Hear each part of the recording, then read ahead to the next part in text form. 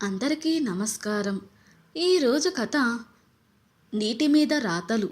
రచన డబర ధనలక్ష్మి గారు. ఇంకా స్టోరీలోకి వెళ్ళిపోదామా? సాయంత్రం ఆఫీస్ నుండి ఇంటికొచ్చిన సాగర్ ఇల్లు లాక్ చేసి ఉండడంతో తన వద్ద ఉన్న ఇంకొక కీతో తలుపు తెరిచి ఇంట్లోకి వెళ్ళాడు. సాగర్, అహల్య భార్యాభర్తలు. మొబైల్ నుండి భార్య అహల్యకు ఫోన్ చేశాడు. లిఫ్ట్ చేయలేదు. వాట్సాప్ నుండి ఎక్కడికి వెళ్ళావు అని మెసేజ్ పంపాడు. అవతల వైపు నుండి మా పుట్టింటికి వెళుతున్నా, బస్సులో ఉన్నాను, ఇంకో 10 నిమిషాల్లో మా ఇంట్లో ఉంటా అని రిప్లై పంపింది. నేనేం తక్కువ చేశానని ఇప్పుడు పుట్టింటికి వెళుతున్నావు అని అడిగాడు సాగర్. అహల్య ఇక మెసేజ్ పంపే ఓపిక లేక కాల్ చేసింది. సాగర్ ఫోన్ లిఫ్ట్ చేశాడు. అహల్య, ఏంటి, ఏం చేశావా? పెళ్ళైనప్పటి నుండి ఇంటెడు చాకరీ చేయించారు.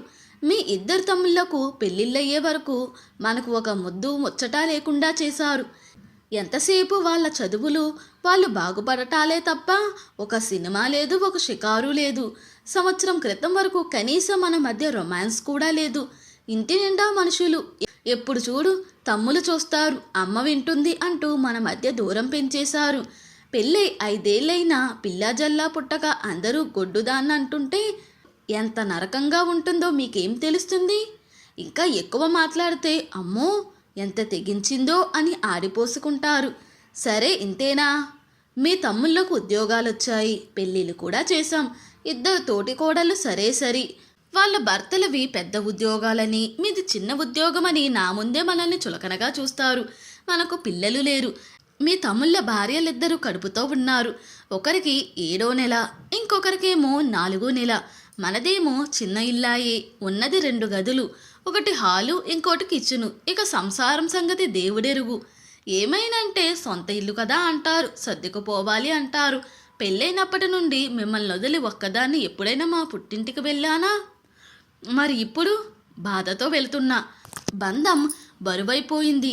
ఎంతసేపు వాళ్ళందరి గురించే తప్ప నా గురించి ఏ రోజు మీరు ఆలోచించింది లేదు అంది. ప్రవాహంలా సాగిపోతున్న భార్య వాగ్దాటిని ఆపేస్తూ సాగర్, సారీ, నాది తప్పైపోయింది. నీకు కొన్ని విషయాలు చెప్పకపోవడం నాదే తప్పు. పెళ్లి సంబంధం అంటూ మీ నాన్నగారు నాకు బాధ్యతలున్నాయి వద్దంటున్నా వినకుండా 6 నెలలు మా ఇంటి చుట్టూ తిరిగారు. నువ్వు ఫీల్ అవ్వకు అహల్య, నువ్వు దొరకడం నిజంగా నా అదృష్టం. తప్పక నాకు కూడా నచ్చి మీ ఇంటికి పెళ్లి చూపులకు వచ్చాను. నా గురించి, నా బాధ్యతల గురించి నీకు వివరంగా చెప్పాను. మా నాన్న చనిపోవడం, కుటుంబానికి నేను పెద్ద కొడుకు కావడంతో చిన్నవాళ్ళైన 2 తమ్ముళ్ళ బాధ్యత వాళ్ళు వాళ్ళ కాళ్ళపై స్థిరపడే వరకు నాదే అని చెప్పాను. ఇంకా మా అమ్మ బాధ్యత కూడా నాదే అని చెప్పాను. అన్నీ నచ్చితేనే పెళ్ళి అంటే వెంటనే తలూపేశావు.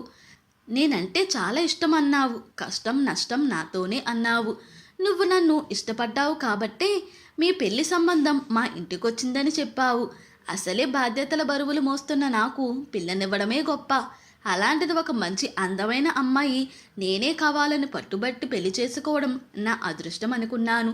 నీతో జీవితంను స్వర్గంలా ఊహించుకున్నా. బాధ్యతల కోసం నేను కష్టపడుతూ నిన్ను కష్టపెట్టాను. నాది తప్పే. కానీ నా తమ్ముళ్ళు ఉద్యోగం వచ్చి పెళ్ళయ్యాక 2 లోన్ తీసుకుని చెరో 1,00,000 నీ పేరున బ్యాంకులో డిపాజిట్ చేశారు. నీ మంచితనానికి కృతజ్ఞతగా. వద్దని చెప్పినా వినకుండా, అన్నయ్య, వదిన మంచిది కాబట్టే నువ్వు మమ్మల్ని ప్రయోజకులుగా చేశావు అంటూ మనసులో నిన్నో మరో తల్లిలా భావిస్తున్నారు. ఒకసారి ఆలోచించు. నువ్వు చూపించిన పెళ్లి సంబంధాలేగా నా తమ్ములు చేసుకున్నది. నా తమ్ముళ్ళు నిన్నెప్పుడు వదినలా చూడలేదు. నీలో మరో అమ్మను చూశారు. నువ్వేనా ఇలా మాట్లాడుతుండేది? నీకు చెప్పడం మరిచా, నీకు గర్భసంచి సమస్యలు.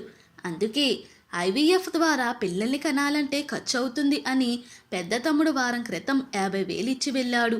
మిగతా డబ్బు మా అమ్మ సర్దుతానంది. ఈ విషయాలన్నీ నీవు వింటే బాధపడతావని తెలియనివ్వకుండా మేము ఫోన్లో మాట్లాడుకుంటుంటే నువ్వేమో అపార్థం చేసుకుని అలిగి వెళ్ళిపోయావు.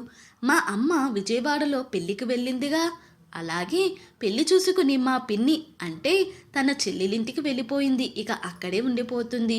మనమే అప్పుడప్పుడు వెళ్ళి చూసి రావాలి. నువ్వు గనుక ప్రెగ్నెంట్ అయితే అప్పుడు మా అమ్మ నిన్ను చూసుకోవడం కోసం వచ్చేస్తుంది అన్నాడు సాగర్. వింటున్నదల్లా అహల్యకు తన తప్పేంటో అర్థమైంది. సాగర్పై జాలేసింది. నిజంగా సాగర్ది మంచి మనసు. తనను బాధ పెట్టడం కరెక్ట్ కాదనిపించింది.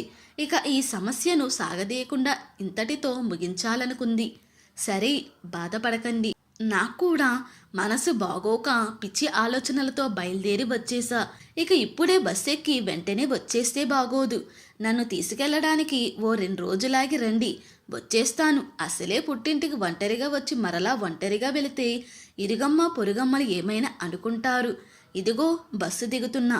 కాసేపు ఆగి ఫోన్ చేయండి. అమ్మా నాన్నతో మాట్లాడుదురు అంది చిరునవ్వుతో. అలాగే అంటూ కాల్ కట్ చేశాడు. అమ్మయ్య, ప్రశ్న తనదే, జవాబు కూడా తనదే అనుకున్నాడు సాగర్ నవ్వుకుంటూ.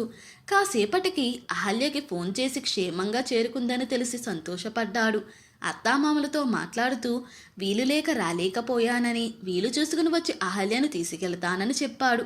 2 సంవత్సరాలు తిరిగేసరికల్లా ఇంట్లో బోసినవ్వుల కవల పాపాయిలు ఉంగా ఉంగా కేరింతలతో సాగర్ అహల్యలు బిజీ అయిపోయారు. భార్యాభర్తల మధ్య వచ్చే గొడవలు నీటి మీద రాతల్లా చెరిగిపోయేలా ఉండాలి. భార్యాభర్తల మధ్య ప్రేమ, అభిమానం, గౌరవం మాత్రం చెరిపినా చెరిగిపోని పచ్చబొట్టులా ఉండిపోవాలి. అప్పుడే ఆ బంధం బలంగా ఉంటుంది. ఇంతటితో ఈ స్టోరీ ముగిసింది. ఈ స్టోరీ కనుక మీకు నచ్చినట్లయితే మరియు నా ఎక్స్ప్లెనేషన్ కనుక మీకు నచ్చినట్లయితే ప్లీజ్ లైక్, షేర్, సబ్స్క్రైబ్.